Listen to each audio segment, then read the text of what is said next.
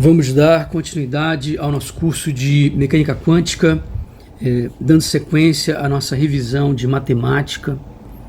E agora nós falaremos sobre a representação em bases discretas. Ok? Então, vou falar aqui sobre a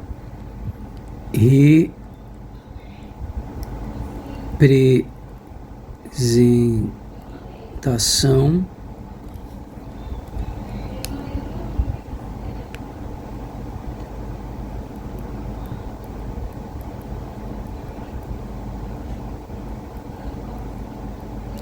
em bases discretas. Ok? Eu vou usar uma notação aqui, que é o seguinte. Então, para representar, eu vou usar essa notação aqui para representar um conjunto infinitamente enumerável de vetores do espaço de Hilbert. Ok? Então, isso aqui será para a gente isso aqui vai ser a nossa representação de um conjunto infinitamente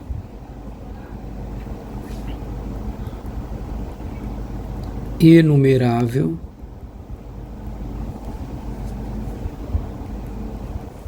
de vetores do espaço de Hilbert.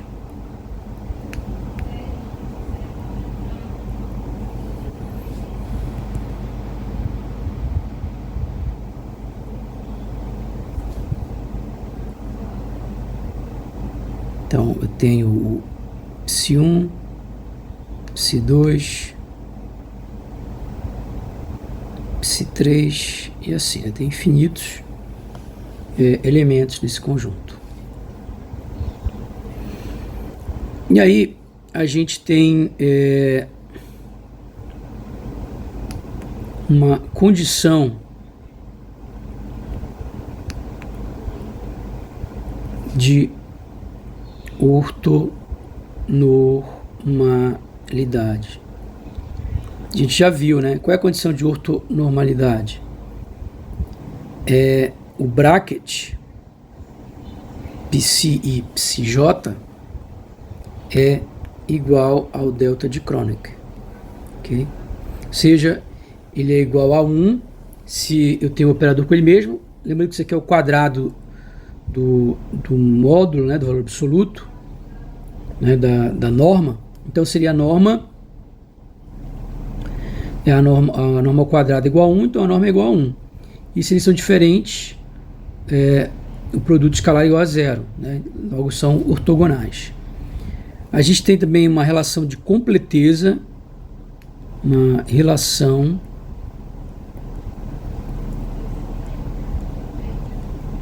de completeza ou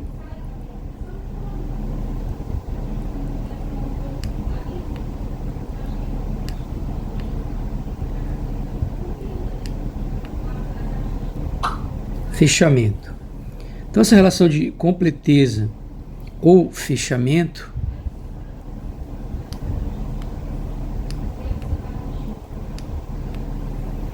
ela diz o seguinte: o somatório n indo de 1 a infinito de psi-n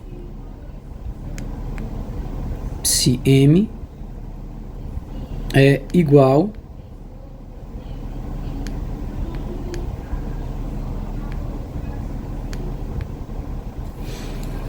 a identidade. Ok, certo? Lembrando que esses aqui, isso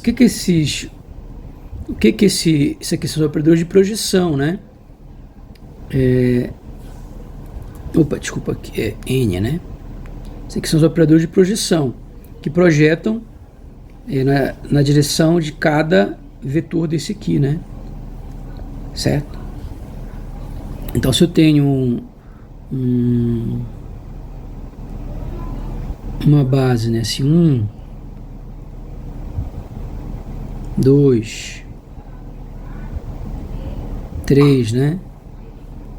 E eu tenho um vetor que é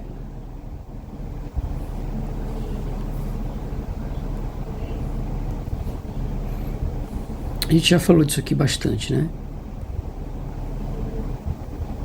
Vou converter, eu quero tirar o estilo.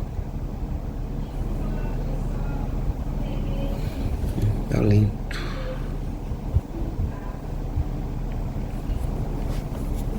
Então,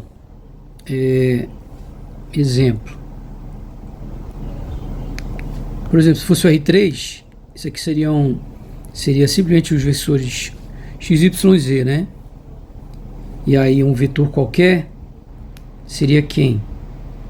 Ele teria uma componente x, teria uma componente y, teria uma componente z, né? Se eu pegar o operador de projeção, se eu pegar o operador de projeção P1, pegar só o P1, para pegar o P2, para pegar o do meio, como exemplo. O P2 é o 2, 2.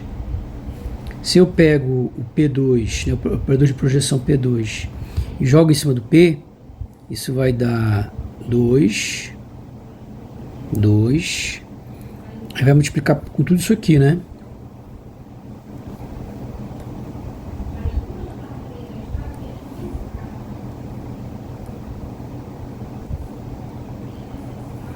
E obviamente vai dar o quê? Vai ser igual a isso aqui. Opa. F2. Aí vai ficar aqui vezes... Isso aqui, obviamente que todos vão dar números, então podem ir pode ir para onde quiser, né? Vou fazer só essa parte aqui, ó. Então vai ficar C1, 2, 1. O outro, C2, 2, 2. E o outro, C3, 2, 3. Isso aqui tudo é um número, né? Um número complexo. Então ele pode ser jogado para o lado esquerdo, né, do que sobra aqui, que sobra isso aqui. Né? O que sobra? Isso aqui. Esse cat. Então, isso aqui vai ser igual a operador de projeção em cima desse meu vetor. Aqui é 0 porque é diferente, né? Aqui é 0 porque é diferente. A base ortonormal, né? Igual aquela base lá do R3, né? I escalar J é 0. J escalar K é 0. I escalar K é 0. Agora J escalar J é 1. É igual como a gente fazia lá. Então isso aqui é igual a C2. Então ele é a componente vetorial. Ele não é a componente escalar. Ele é a componente vetorial do vetor. Lembra que um vetor ele é a soma das componentes vetoriais, né? E cada componente vetorial, por sua vez, é o produto da componente escalar, que pode ser positiva ou negativa, vezes o versor. Então, vezes o vetor de base, né? É a mesma coisa aqui. Então, é a componente escalar vezes o vetor de base. Ou seja, isso aqui o que é? É a componente vetorial. Então, o que o operador projeção aplicado nesse vetor vai dar? Ele vai dar simplesmente a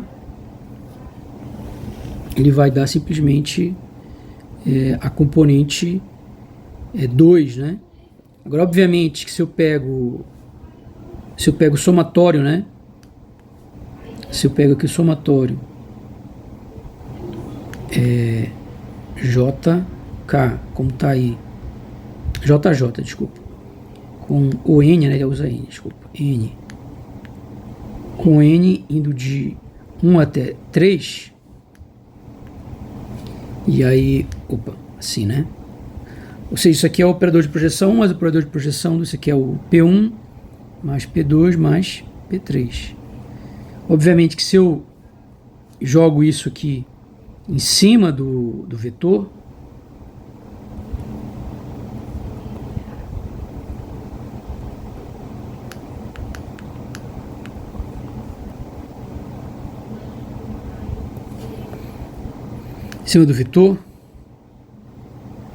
o que isso vai dar? Vai dar o P1 vezes o vetor mais P2 vezes o vetor mais P3 vezes o vetor. E obviamente que isso aí vai dar o quê? Vai ser igual a C1 vezes o vetor mais C2 vezes o vetor mais C3. Opa! Aqui 1, né? Que é a componente vetorial 2 e a componente vetorial 3. A soma das três componentes vetoriais é igual ao próprio vetor, ok? Então significa que se eu jogar isso daqui em cima do vetor, vai dar o próprio vetor. Quem é o próprio vetor? É igual a identidade vezes o vetor. Então comparando isso daqui com isso daqui, o que a gente vai ter? A gente vai ter que esse somatório com n indo de 1 até 3 de φn é igual a identidade, ok? Então, obviamente isso aqui é geral, né? Então se eu tenho, porque essa base só tem 3, mas uma base que tem infinitos, você tem que, se eu jogar esses infinitos em cima do vetor, o vetor vai ter infinitas componentes, né? Então vai ser i vezes o vetor, ok?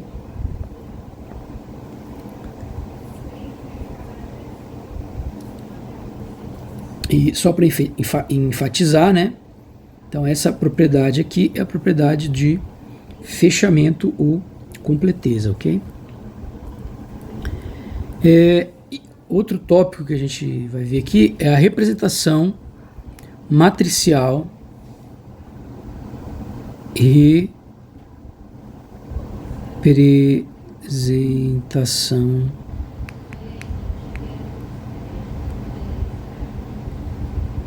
matricial de Ket e Bra. Então, como é que a gente faz a representação matricial de Ket e Bra? Bom, eu sei que um Ket é a identidade vezes esse Ket, né? Porque a identidade não altera nada. Só que a identidade, por sua vez, como a gente viu, quem é a identidade? Era o somatório de todos os operadores de projeção. Então a identidade é o somatório de todos os operadores de projeção, né? De 0 até infinito, né? Aqui foi colocado 1, de 1 até o infinito, né? Ou seja, o primeiro é o vetor 1. E aí, aqui eu nem vou colocar, né? Quer dizer, em toda a base, né? Quer dizer que aqui em toda a base. Somatório em toda a base. E aí eu tenho então aqui n, né? Somando todos os valores de n possíveis. E aqui é n e aqui psi. Então, isso daqui, obviamente que é um número complexo, né? Então eu posso escrever que esse vetor vai ser quem? Somatório em todos os valores de n, de an, posso jogar esse número para cá, vezes o Ket de base. Então essas aqui são as componentes, né, do vetor. Aqui são os vetores de base, aquilo que a gente aprendeu desde lá de vetores, né, que a gente faz V igual a V1, né, ou Vx, tanto faz, vezes chapéu, mais Vy, né, J chapéu, né. Então aqui são os vetores de base, né, e aqui são as componentes escalares. Ok? E aí eu posso escrever isso daqui na forma de um vetor coluna. Então eu posso escrever isso aqui como sendo A1, A2, A3 e assim infinitamente, né? Usando uma base infinita, certo? Quem serão esses elementos? Eles vão ser os elementos φ1, psi, φ2, psi, φ3, psi e assim para sempre, né? Ou seja, resumindo, o ket é um vetor coluna, ou seja, ele pode ter a infinitas linhas, mas ele tem uma única coluna, né? Um vetor coluna. Ok, agora a gente tem o seguinte: se o vetor ele pertence ao espaço de Hilbert, né? O Bra, né? No caso, isso daqui pertence, como nós já falamos, ao espaço de Hilbert dual, né? Então o Bra não pertence ao espaço de Hilbert, né? O Bra pertence ao espaço de Hilbert dual. E no espaço de Hilbert dual, os elementos desse espaço vetorial são vetores linha, ok? São vetores linha. Então vai ser aqui A1 conjugado, A2 conjugado, A3 conjugado, certo? Que é, então, φ psi, φ2 psi, assim por diante. Então, o que eu posso dizer é que o Bra é o transposto conjugado do ket, ok? Então, o ket é sempre o vetor coluna e o Bra é o transposto conjugado. Você tem que fazer a transposição, né? Ou seja, o vetor coluna vira o vetor linha, e além disso você tem que fazer a conjugação dos elementos. Outra coisa que a gente tem que lembrar é o produto interno, né? Então, quem é o produto interno entre vetores? Então, se eu faço aqui psi, que, isso vai ser igual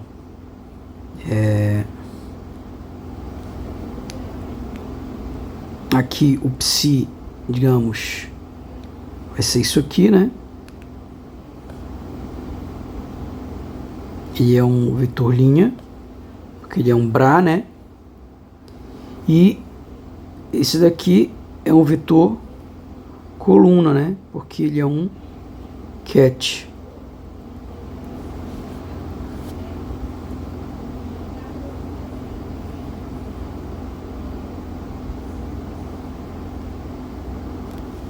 Ok?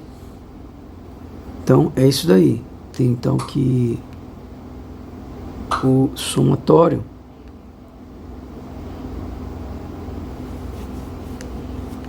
vou ter somatório aí de aqui de A, né, conjugado vezes B, né, que vai ficar primeira linha, primeira coluna, e aí vai dar um único somatório, né, vai dar um único número, certo? Então, até porque essa aqui é o que? É um, ela sei colocar aqui N, tem um M, que no caso é infinito, mas tanto faz. 1 vai dar 1 por 1, né? Então, a gente tem onde o B N é φn psi e psi é igual ao conjugado hermitiano, né, o dual do ket psi. E o que é um ket normalizado? O ket é normalizado quando o produto interno ele é igual a 1, né?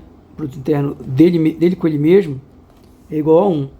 Então isso significa que no final eu vou ter isso daqui, né? Que é igual ao, vou colocar aqui embaixo, não vai caber. É igual ao somatório de AN ao quadrado, isso é igual a 1, que esse é o ket normalizado, né? Quando o módulo é 1, logo o quadrado do módulo, que é o produto escalar dele com ele mesmo, é igual a 1. Como é que eu faço para normalizar um ket não normalizado? Normalização do ket é só multiplica, né? Multiplica por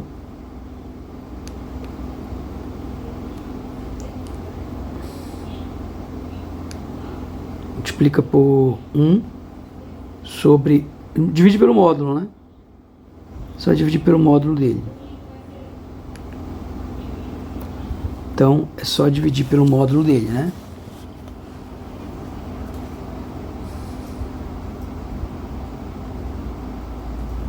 Ok? Se eu dividir um vetor pelo módulo, ele fica normalizado, certo? Ou seja, é só pegar ele aqui e dividir pelo módulo dele que ele fica normalizado.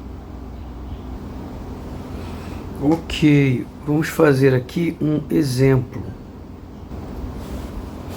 Então vamos fazer o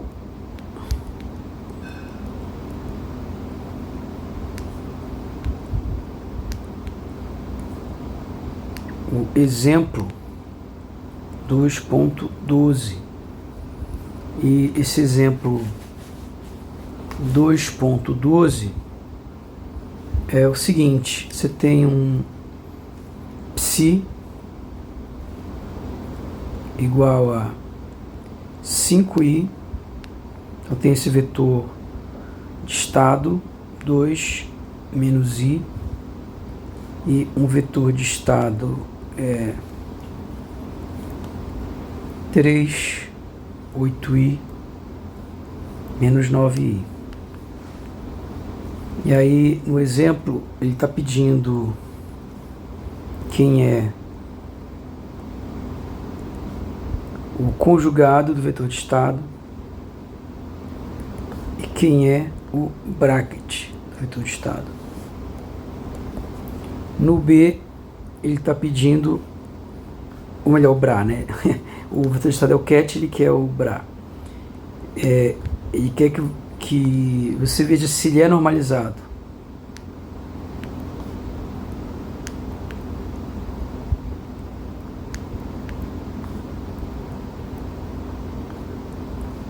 Se não é, normalize-o. Se ele quer que você pegue isso aqui, esses dois vetores aí, quer saber se são ortogonais. Esses vetores são ortogonais? Então ele quer descobrir aí. Então vamos lá. Primeiro, você tem psi. Quem é o conjugado? 5i, 2 menos i. Se trocar o sinal, então é menos 5i, 2 menos i. Menos 5i, 2. Opa, o último é menos i, fica mais i. Né? E número real, o conjugado do número real, o próprio número real. Se eu trocar o sinal do i, né? Ok.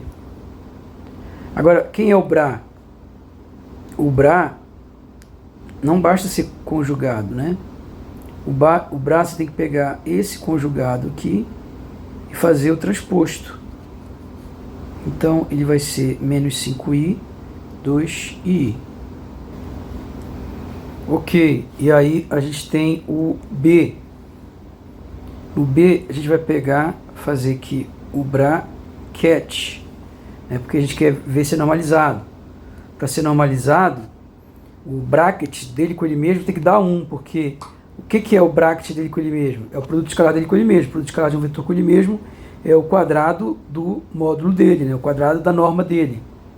Então aqui vai ser igual a o quadrado da norma. Então isso aqui vai ser igual ao que? O Bra, ele é menos 5i, 2i, né? O Bra é isso aqui. E o cat é isso aqui, né? Opa, isso aqui não. Cat é isso aqui. 5i, 2 menos 5i, 2 menos i. Então, fazendo esse produto matricial, vai dar o que? Menos 5i vezes 5i, mais 2 vezes 2, mais i vezes menos i. Isso aí vai ser igual ao que? Vai ser igual a 25, mais 4, mais 1, que é igual a 30. Ok? E a gente vai ter então que o cat não é normal, né? Então, o cat não é normalizado. Como é que eu faço para normalizar o cat? Então aí vem o cat normal. Então o cat normalizado, ele é obtido fazendo o quê? Eu vou ter que pegar e dividir pela raiz do produto escalar do cat com ele mesmo. Então significa que o cat normalizado vai ser igual a quem é o cat? Vou copiar aqui. Esse aqui é o cat, né? Copia. Cola.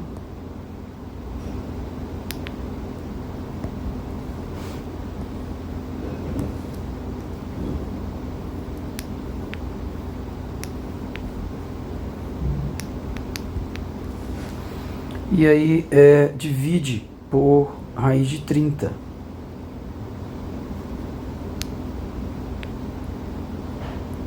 Aí vai ser igual a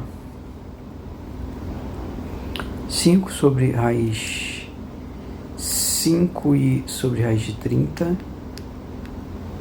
Aqui 2 sobre raiz de 30 menos i sobre raiz de 30. É isso, ok?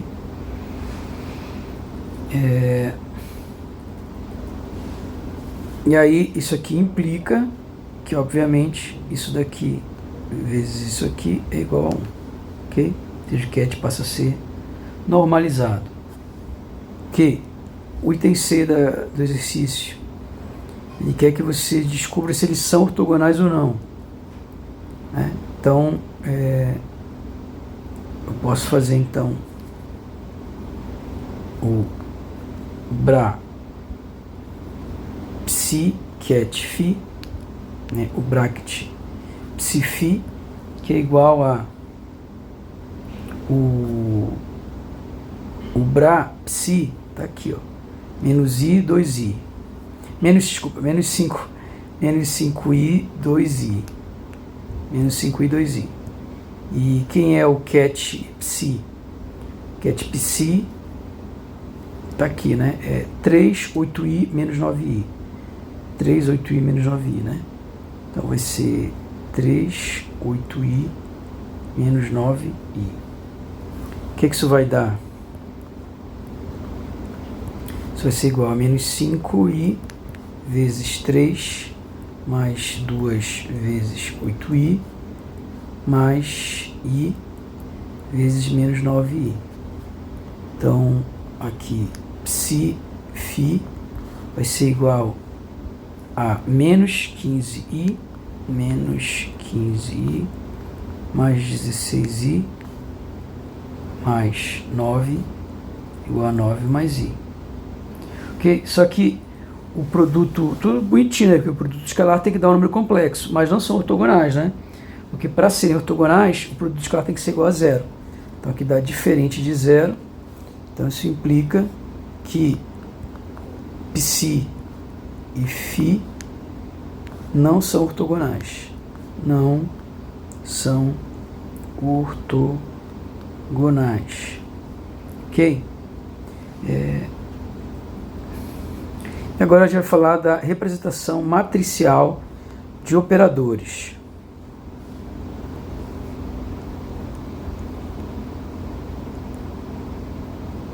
Representação matricial de operadores.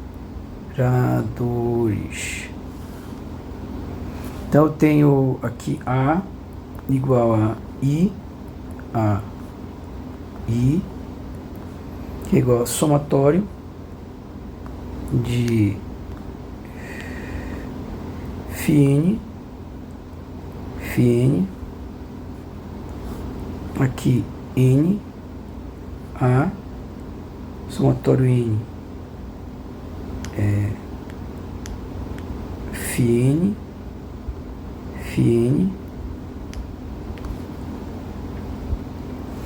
eu tenho que o A vai ser igual a somatório n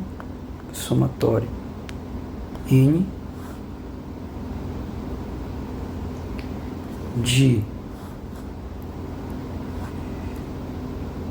aqui vou colocar aqui, usar índice diferente, né?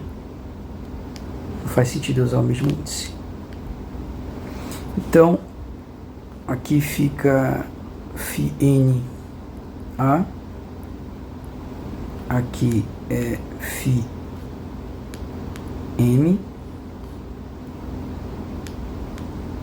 e aqui φn. Ok, isso daqui, ó, é um número, né? Isso daqui é um elemento da matriz, né? Isso daqui é o elemento nm da matriz, é um elemento complexo, né? Então é um número, né? É um elemento complexo da matriz. Então ele pode sair, eu posso escrever o A como sendo ANM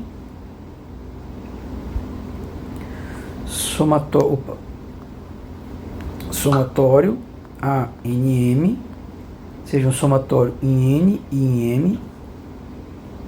E aqui o que sobra? Sobra o φn e sobra esse aqui. Sobra esse cat e esse bra φm. Ok? Então,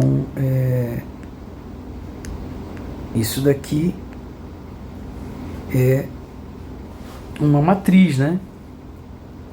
Então, eu posso escrever esse A como o quê? Então, isso aqui seria a linha e essa seria a coluna, né, do elemento. Então, isso que marca a posição lá na matriz, né? Na verdade, isso daqui seria uma matriz, né? Onde que seria essa matriz? N, M. Então, simplesmente seria a matriz aqui onde é 1, né? O resto é 0. 1, né? 1.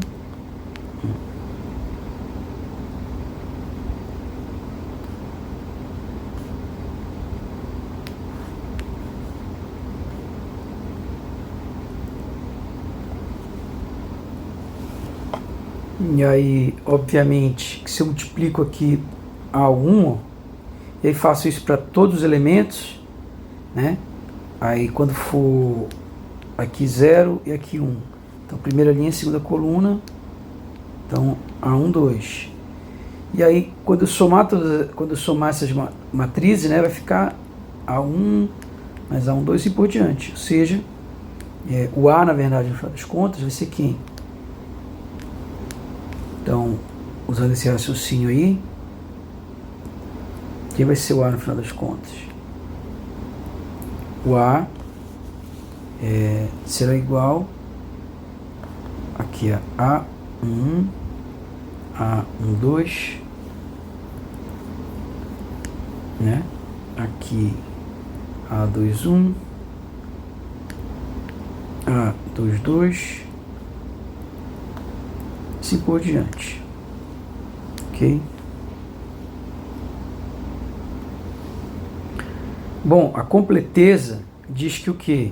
Que o I, ele é o somatório de N,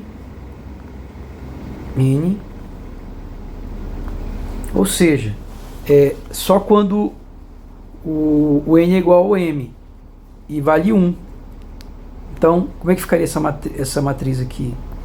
Seria 1, 0, 0, 1, né? Ou seja, eu colocaria 1 em todo lugar, menos onde é aquela matriz que a gente conhece, né? A diagonal tudo é 1, e o restante é 0, né? Certo? Então essa seria aí a identidade, exatamente como a gente conhece, né? Que seria 0, 0, aí depois viria 0, 0, 1, e aí repete essa história, né? Ok?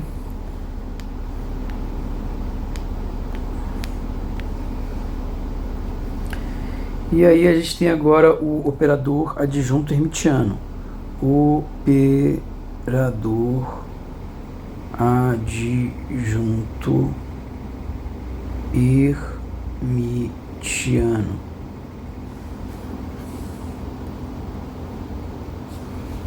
E aí isso vai ser igual a φ, φ, e aí vai embora, né? Depois eu tenho aqui o φ1, A, φ2, e vai embora. E aqui φ2, A, φ1, né? φ2, A, φ2, né? Então, o primeiro é a linha, o segundo é a coluna. Então, como é que ficaria o operador adjunto hermitiano? Então, o adjunto hermitiano, o que ele faz com esse elemento daqui? Deixa eu fazer aqui antes de fazer, né? Quando eu tenho... Então, a gente viu que o elemento MN, o elemento NM, né? Aqui do operador, o que ele é? Ele é N, A, M. Quem seria o dual dele? O dual dele vai ser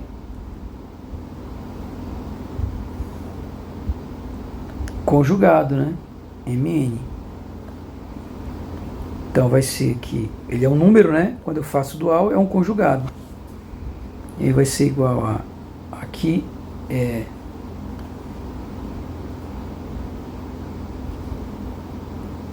e aqui o dual desse cara eu tenho que escrever ao contrário, né?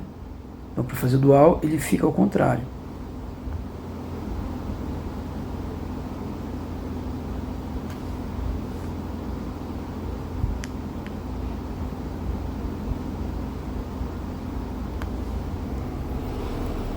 Ou melhor, aqui é um número, né?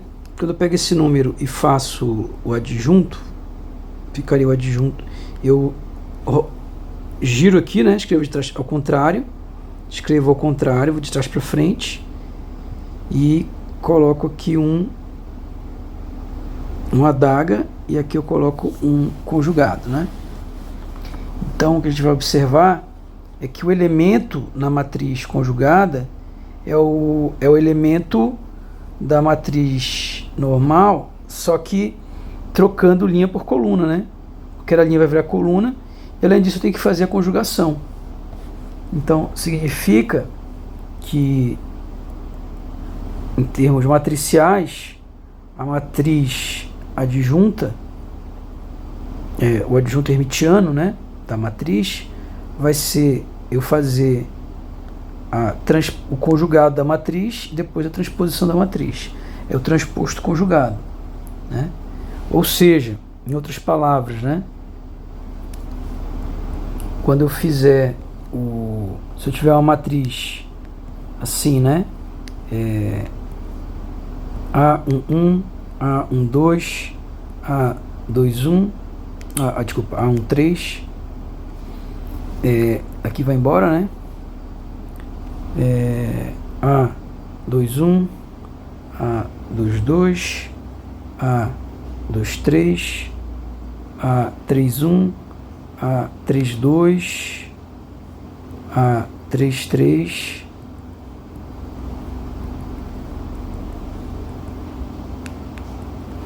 e aí quando eu fizer o adjunto disso aqui,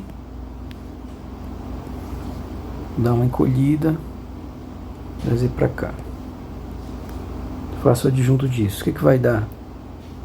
Copiar aqui, ó. Na verdade nem vou copiar porque vai ficar muito diferente, ó. Vai ficar assim agora, A11, aí conjugado, né? Aí vai ficar aqui, a primeira linha vai virar a primeira coluna, todos conjugados. A segunda linha vira a segunda coluna, A21, A22 e A23.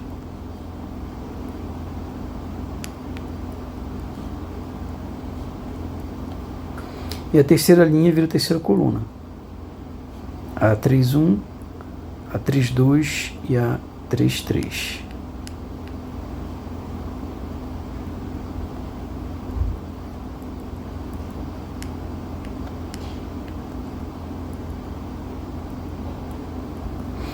E é isso, ok? Outra coisa importante é que os elementos diagonais de uma matriz hermitiana quadrada são números reais, ok? Então, vamos ver essa propriedade, né? Os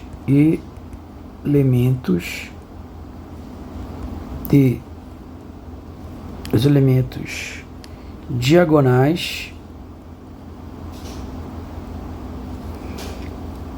de uma matriz hermitiana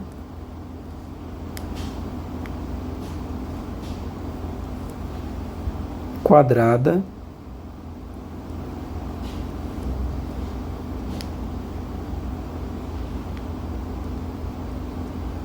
são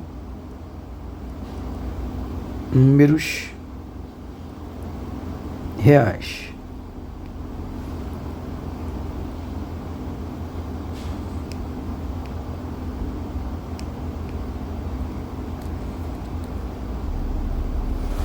Então, para mostrar isso é simples, né? Então, se eu tenho aqui a matriz, ela é hermitiana e ela é quadrada, né? O que eu vou ter? Então, isso implica que o N, quando eu faço a transposta conjugada, a gente, então tem que o ANM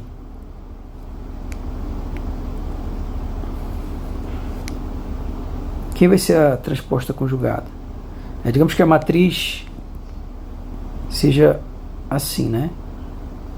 Tenha elementos formado por elementos NM. Então isso implica que os elementos da matriz conjugada são elementos MN, né? São elementos MN. Só que então, se eu pego a matriz aqui,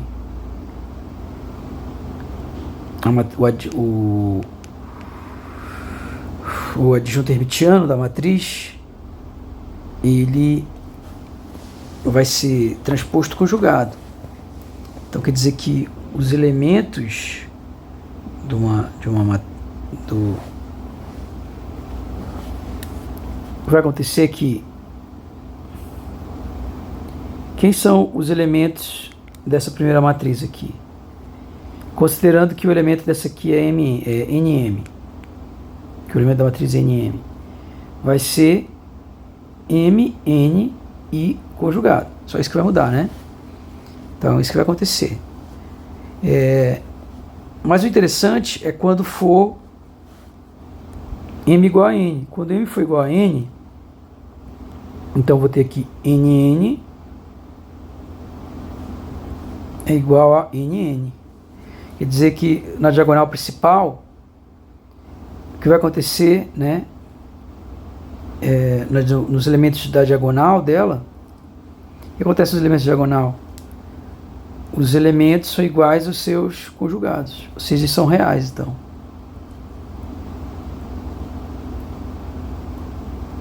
Ok? Então está provado aí.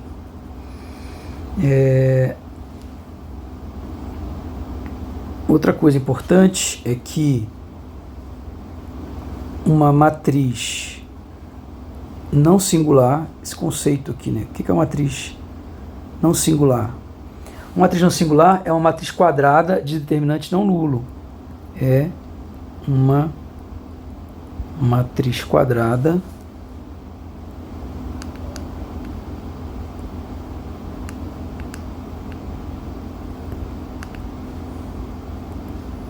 de determinante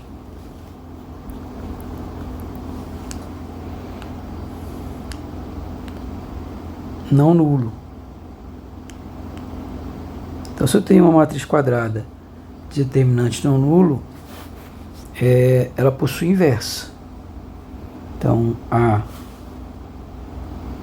matriz singular, desculpa, a matriz não singular, a matriz não singular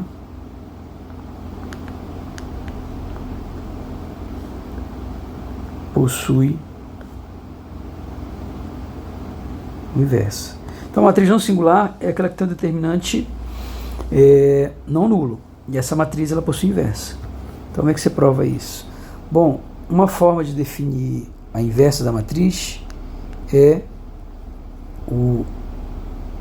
a matriz adjunta, que não tem nada a ver com o adjunto hermitiano, tá? Sobre o determinante da matriz. O adjunto, na verdade, é a transposta da matriz dos cofatores. Então, se o determinante de A é diferente de zero, então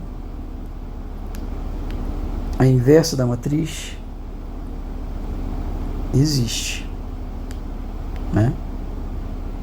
Se ele for igual a zero, aí provavelmente ela não existe, né? Ou o que vai ter? Infinitas inversas não pode ter, né? Então, certo? Então o determinante é necessário que o determinante seja diferente de zero. Ok? Outra propriedade que a gente pode ter é dizer o seguinte, que A, B, C, P que é menos 1, isso é igual a que eu tenho que fazer de trás para frente quando eu vou fazer inverso, tá? Então é só aplicar a inversa de trás para frente. Isso ficaria Q a menos 1, P a menos 1, C a menos 1, B a menos 1, A a menos 1. Faço tudo de trás para frente, né?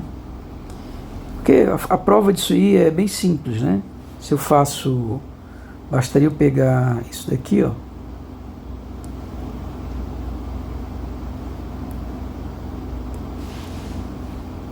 E como é que eu provo que ele é a inversa?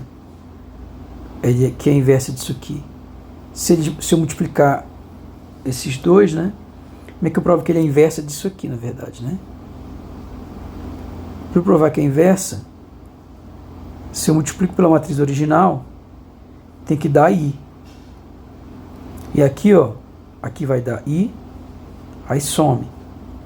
Quando sumir, né?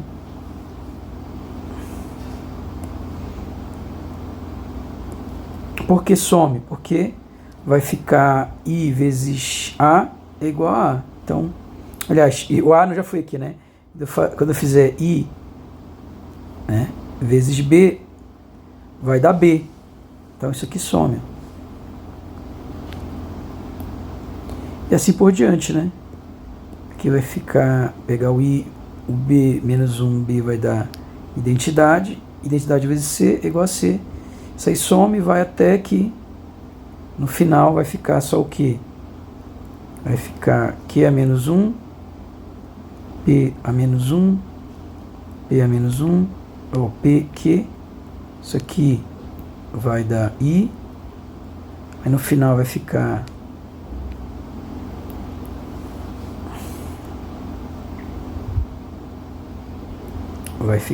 Q a menos 1 vezes Q, que é igual a I. Ok? Então, provado aí. Mas aqui eu teria que fazer de vermelho, né? Porque eu estou fazendo uma dedução aqui.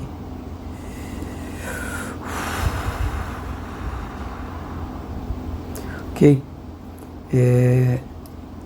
Uma outra propriedade que a gente tem é que a inversa de um operador unitário, a inversa de um operador unitário é seu adjunto hermitiano. Isso é óbvio, né? Isso já, na verdade, já é parte da definição, né? Uma das maneiras de definir é dizer que o operador unitário, a inversa dele, é o seu adjunto hermitiano, né? Porque qual é aquela definição primeira? Eu faço o operador unitário multiplicado com o seu adjunto hermitiano, isso dá identidade, né? Então basta multiplicar, basta eu pegar, por exemplo, essa definição aqui, ó, né? Aqui eu multiplico por inverso, então daí eu concluo que essas duas definições são equivalentes. Quer dizer que o produto do operador hermitiano com o seu conjugado hermitiano é a identidade, é o mesmo que dizer que o conjugado hermitiano do operador unitário é igual à inversa do operador unitário, que é a mesma coisa. Então, isso aí é bem simples de provar. E agora nós faremos o exemplo 2.13. Então aqui, exemplo 2.13. Então o exemplo 2.13 ele é o seguinte: você tem um operador que é 2i 0 3 1 5 0 menos i menos 2. Você tem então aqui esse operador 2i 0 3i 5 0 menos i menos 2, né? 2i 0 3 1 5 0 menos i menos 2 e ele é unitário. Aliás, é uma pergunta, né? Ele é unitário?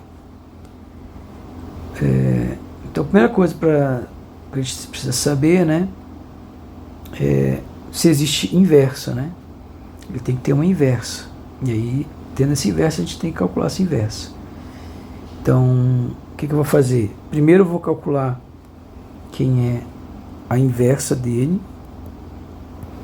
Depois eu vou calcular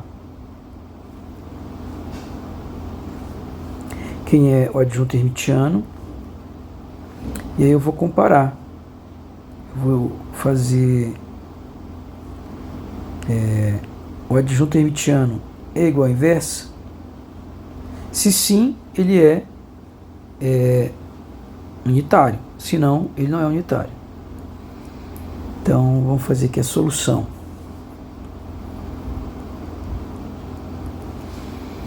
Bom, primeira coisa, calcular o determinante, né? Determinante de A. Porque se não tiver determinante, não tem inversa, acabou.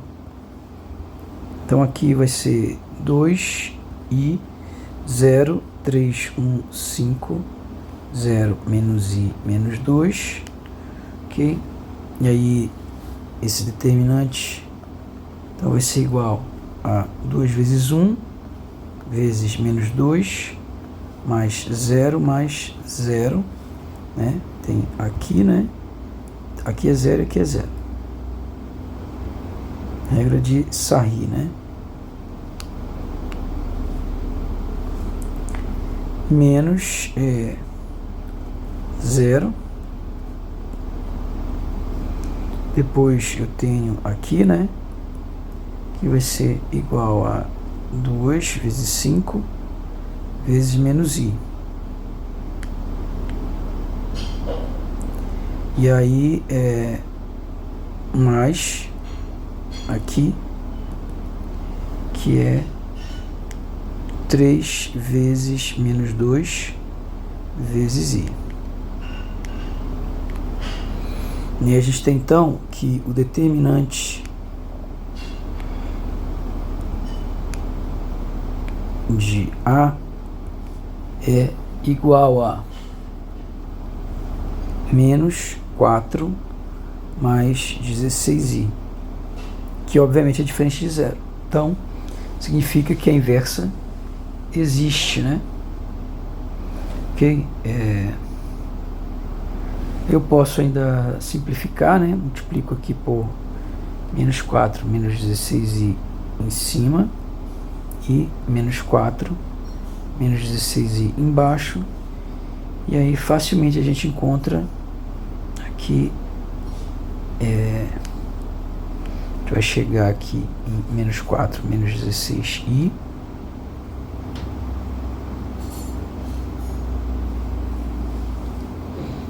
Desculpa, é que eu quero o inverso, esqueci. Eu quero calcular o inverso disso. 1 sobre o determinante de A. Então, 1 sobre o determinante de A vai ser 1 sobre menos 4 mais 16i.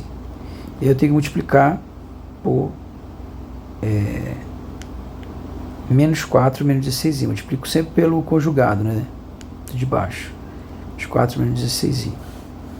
Então, 1 sobre o det sobre o determinante de A é igual a menos 4 menos 16i sobre, e aí embaixo vai dar 16 mais 256.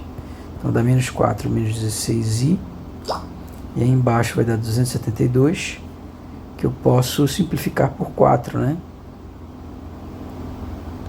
E aí vai dar menos 1 menos 4i sobre 68. E aí eu tenho agora que encontrar a matriz de cofatores.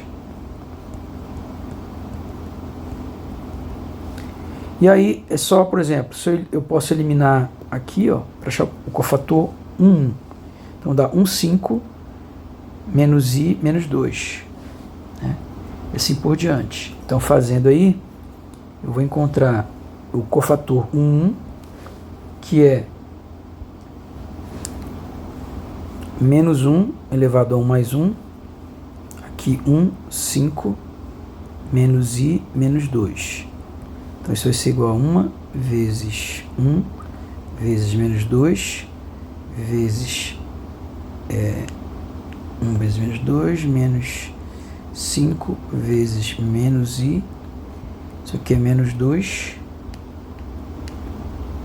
é igual a menos 2 mais 5i.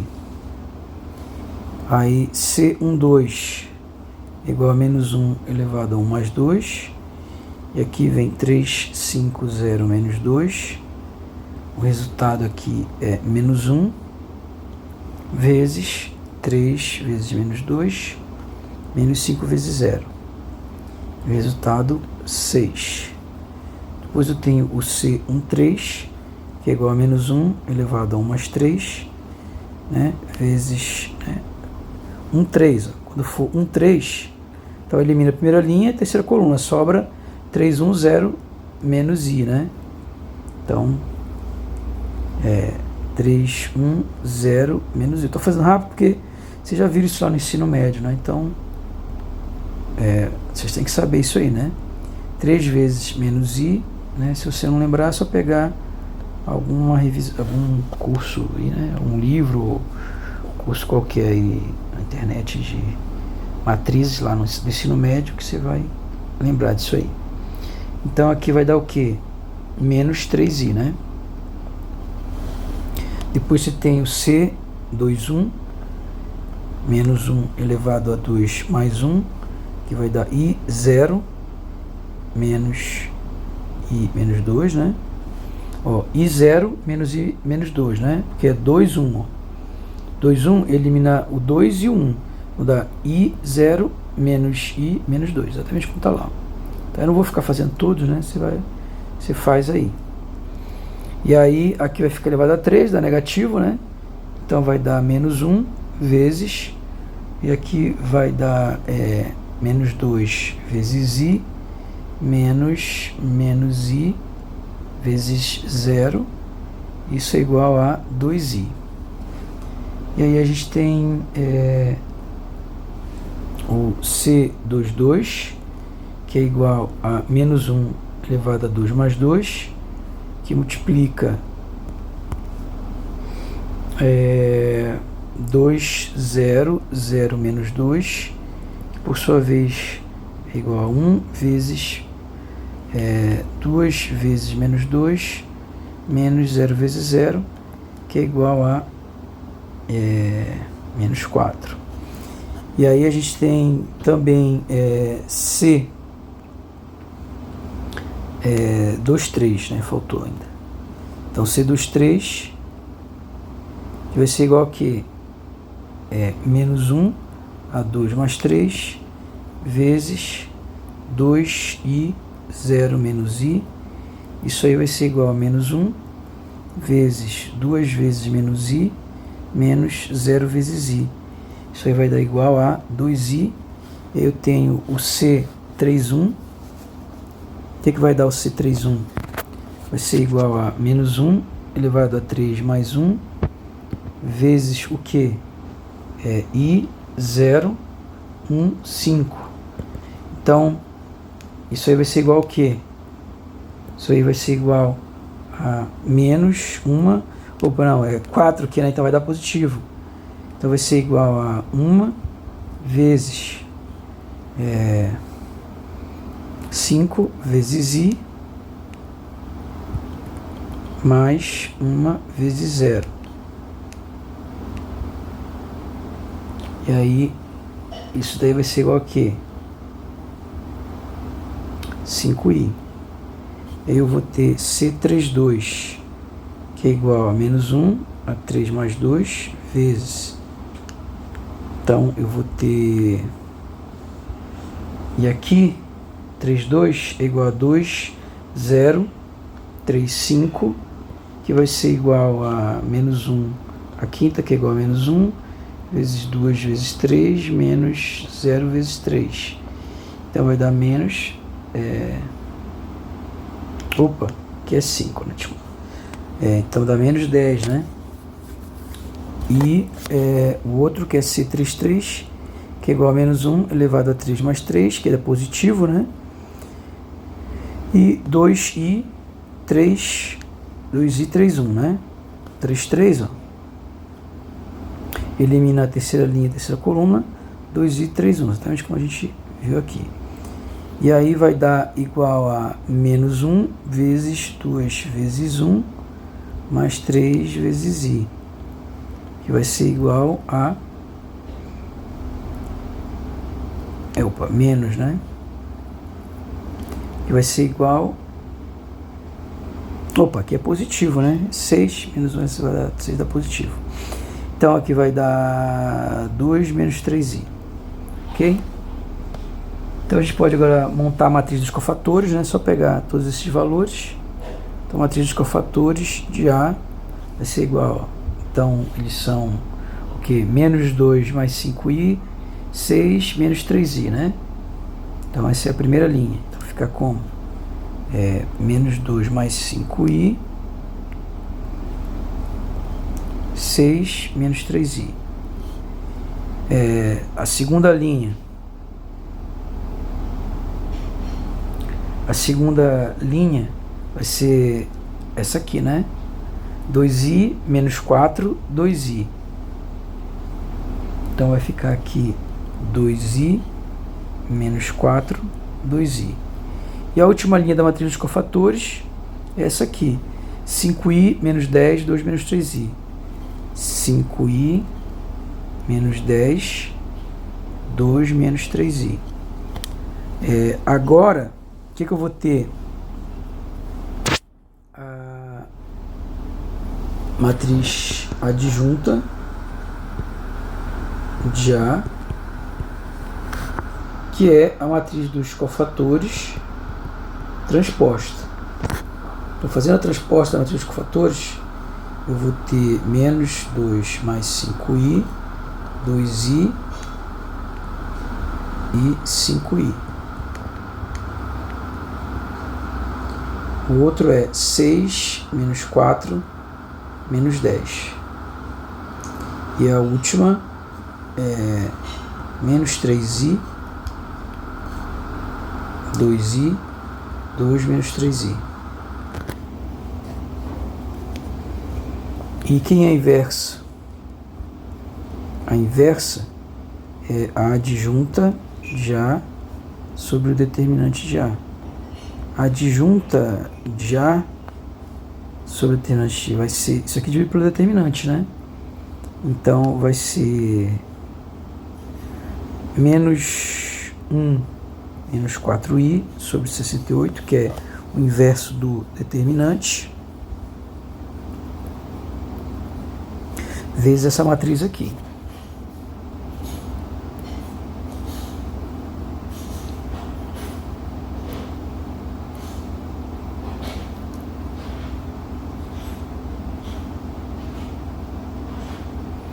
Ok? Então, deixa eu aumentar um pouquinho, já diminui demais. Deixa eu apagar aqui.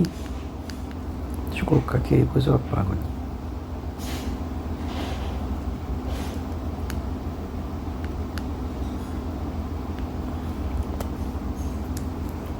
Ok. Ok.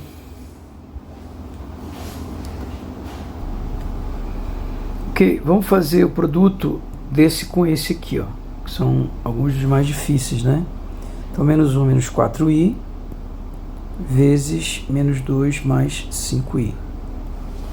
Então, fazendo aí o produto, o que eu vou ter? Eu vou ter o primeiro, esse vezes esse, depois esse vezes esse, depois esse vezes esse, depois esse vezes esse. Então, eu vou multiplicar todos com todos, né? Então, eu não vou ficar falando muito, você vê aí o que eu estou fazendo. Então, vai ficar assim, a parte real, menos 1 vezes menos 2, e a parte imaginária vezes a parte imaginária, menos 4 vezes 5, mais, e agora vem a parte imaginária. A parte imaginária eu multiplico esse com esse e esse com esse. Então vai dar menos 1 vezes 5 mais menos 4 vezes menos 2. Então o resultado, só você fazer a continha aí, fazendo toda a continha, vai dar 2 mais 20, né? Mais i vezes menos 5 mais 8, vai dar 22 mais 3i, ok? Eu não vou fazer o outro, tá? Deixa como exercício aí.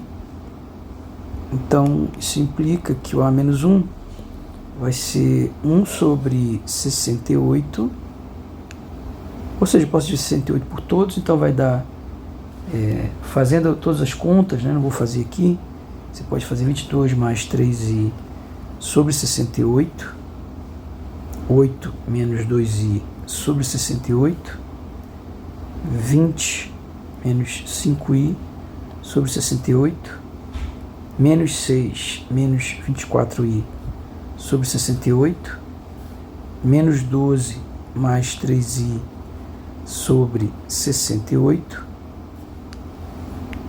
depois 4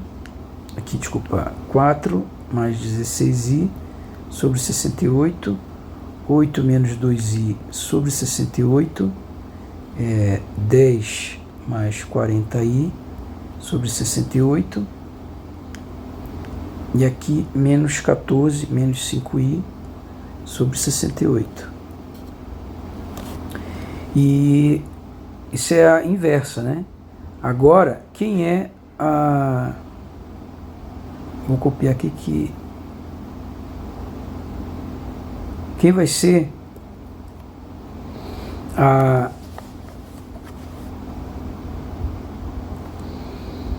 Quem vai ser o dual, né? Então, vou copiar bem aqui, só para a gente poder olhar aqui, ó.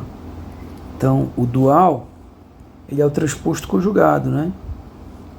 Então, se é o transposto conjugado, é só eu fazer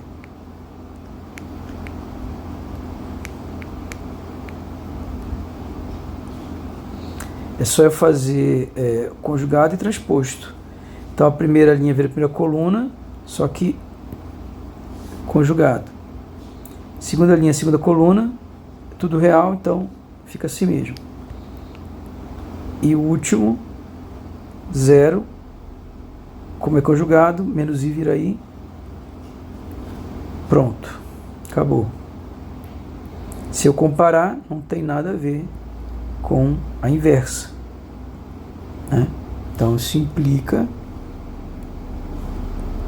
que o transposto conjugado, ou seja, o adjunto hermitiano, é diferente da inversa, né? Então isso significa que A não é um operador unitário, não é